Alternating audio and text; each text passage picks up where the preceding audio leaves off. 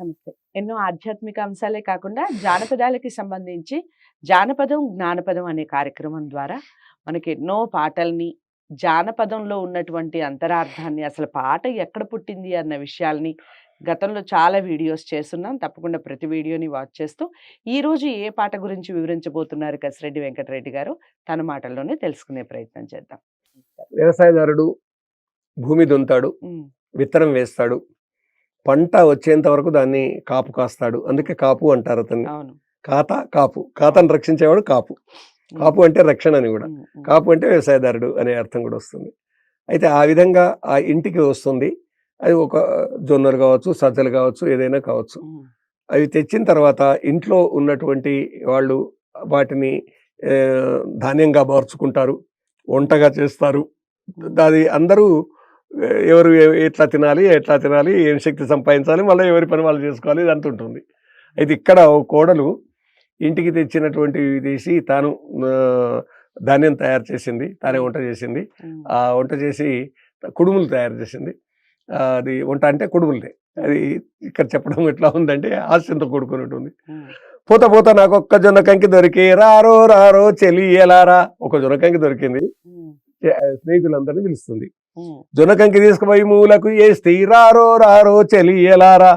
మూలకేసి కొడితే ముత్తుమా ఏ రారో రారో చెలియలారా. ఈడ్సి కొడితే ఇద్దుమా ఏ రారో రారో చెలియలారా. ఆర్చి కొడితే ఆర్దుమా ఏ రారో రారో చెలియలారా. సందిట్ల కొడితే పందుమా ఏ రారో రారో సెలియలారో. అని గుడి చూస్తే మూడే కుడుములు రారో రారో సెలియలారా. అత్తకు సగం ఇస్తే నేను సగం తీసుకుంటే రారో రారో సెలియలారా. అత్త వల్లనని నాకే ఇచ్చే రారో రారో సెలియలారా. మామకు సగం ఇస్తే నేను సగం తీసుకుంటే రారో రారో చెలియలారా. మామ వల్లనని నాకే ఇచ్చే రారో రారో సెలియలారా. మొగనికి సగం ఇస్తే నేను సగం తీసుకుంటే రారో రారో చెలియలారా. మొగడు వల్లనని నాకే ఇచ్చే రారో రారో సెలియలారా. మూడు కుడుములు నేనే తింటి రారో రారో సెలియలారో. కడుగో బడుగో కడువెడు దాగితి రారో రాగో సెలియలారా. సోలుతూ సొక్కుతూ సప విధాలితి రారో రారో సెలియలారా. ఇక సెలియలు ఎక్కడ వస్తారు, ఏమిటిది? అన్ని పనులు తానే చేసింది. వాళ్ళు నిజానికి ఇంట్లో ఉన్నది నలుగురే, అత్త, మామ, భర్త, భార్య. ఈ భార్య ఈమె ఇంటికి వచ్చినటువంటి జొన్న కంకులను కొట్టి మొత్తం మీద జొన్నలు చేసి దాన్ని బరపట్టించి తర్వాత కుడుములు పిండి చేసి కుడుములు తయారు చేసింది. నిజానికి వీళ్ళు ఆమె తక్కువ ఉంది కానీ ఆమెనే తినని అనుకున్నారు వీళ్ళు. అయితే ఇక్కడ ఒకటి ఎట్లా ఉంటుంది అని అంటే, కోడలు గర్భవతి అయ్యి ఉంటే అత్త తినకూడదంట, మామ తినకూడదంట, భర్త తినకూడదంట. ఆమె కడుపు నిండిన తర్వాత మిగతా వాళ్ళు తినాలట. ఇది ధర్మశాస్త్రం చెబుతుంది అని ఉంది అండి. కాబట్టి భారతంలో కూడా ఇలాంటి గాథ ఒకటి ఉన్నది. అందువల్ల ఇక్కడ ఈమె ఎలాంటి స్థితిలో వాళ్ళకి తెలుసు. అందువల్ల కుడుములు మూడే అయినాయి తయారు చేస్తే. ఈ మూడు కుడుములో సగం మామగారికి ఇచ్చింది, నాకొద్దు నువ్వే తిను అని ఇచ్చేశాడు.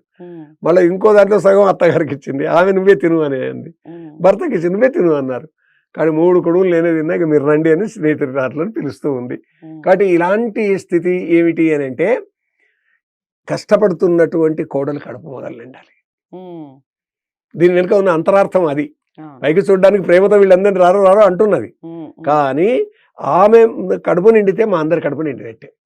అందులో ముఖ్యంగా గర్భవతి అయినటువంటి కోడలు కడుపు నిండిన తర్వాతనే మిగతా అందరూ కూడా తినాలి అనేటటువంటిది మనకు మహాభారతంలోనూ పెద్ద కథ ఉందండి. అందువల్ల ఇలాంటి కథలు, గాథలు, అంతరార్థాలు ఉన్నటువంటివి మనకు తెలుస్తుంది.